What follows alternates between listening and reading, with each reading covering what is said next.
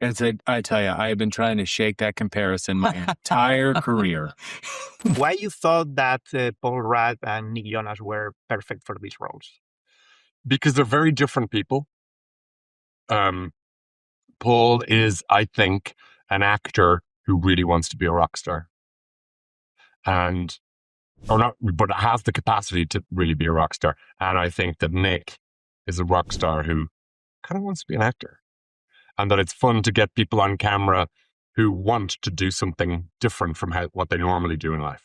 So Paul Rudd surprised you, like He's singing and like playing the Eddie guitar? Vedder or Bono or something. He really is.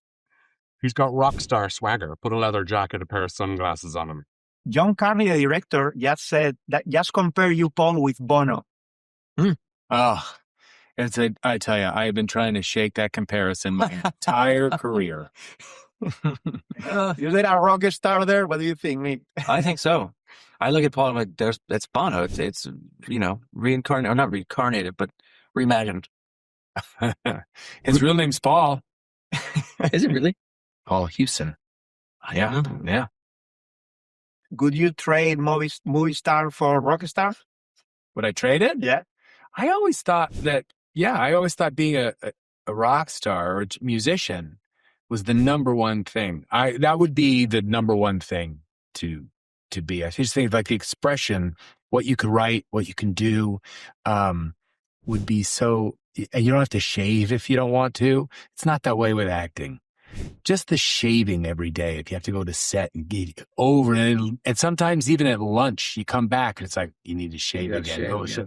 Like, I think just for the shaving alone, it's better to be a rock star. You, Nick, are both. So you're doing the movies, you're a rock star. What do you think? What is cooler? It's very kind of you to call me a rock star. I think it's fun to do both, and to get to balance between the two things, and then to find projects where I get to do both of them together like this. It's kind of rare for me. With a lot of the acting stuff I do, I'm not singing. So I was thrilled to get to combine it all in this one. And I understand you have been working on this movie for at least like 10 years. Yeah, coming up on 10 years. Yeah. Where did the idea come from? It came from seeing a guy leave his house in Dublin who clearly was struggling with having been being a musician, but also having to pay the rent. And he was with his daughter, and he was dropping her to school, and her hair was like badly combed, and she had her little lunch bag over, but like he was a mess, and he had a guitar on one shoulder, and he got into this small little hatchback. And I just thought it was a very interesting image, because he looked like he should have been going to do a gig in front of 20,000 people. He had all of the ingredients of a convincing rock star, but he was driving his little kid to school in a beaten up car that he probably hadn't changed and hadn't fixed in a long time. And I just thought that's a great beginning for a story. And Nick Jonas obviously sings in the movie, but it's some of your songs and some other songs that were written, but they are not his songs, right? At some point, did you think about, I would like to write a song with him for the movie? Or? Yeah. No, we would. I mean, we now that we know Nick so well, we may still do that.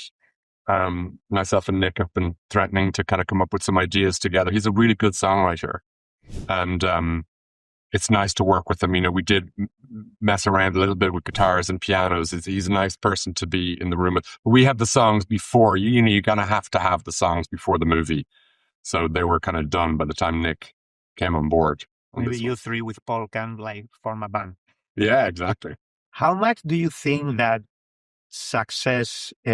being successful is talent? How much is luck? Or sometimes even steal something here or there? And get a hit? I think it's a combination of everything.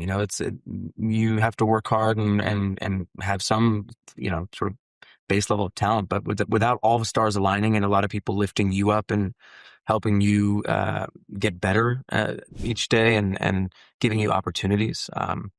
That's a version of luck, I think, and I feel like I've been really fortunate and lucky to fall into some great opportunities and hope that trend continues. What do you think, Paul? Yeah, I think Nick's right. I think it's a combination of both. I think if you have to have some actual some talent, hopefully to sustain something for a long time. But I know many talented people who are still, fighting to try and get work in whatever they do, and the fact that I know I've been the recipient of many lucky breaks, so I just kind of count my blessings. And Nick, your character Danny Wilson, how much of you is in this character? I think that there are a lot of experiences that I related to, kind of, from my own life with what Danny's going through, and the journey.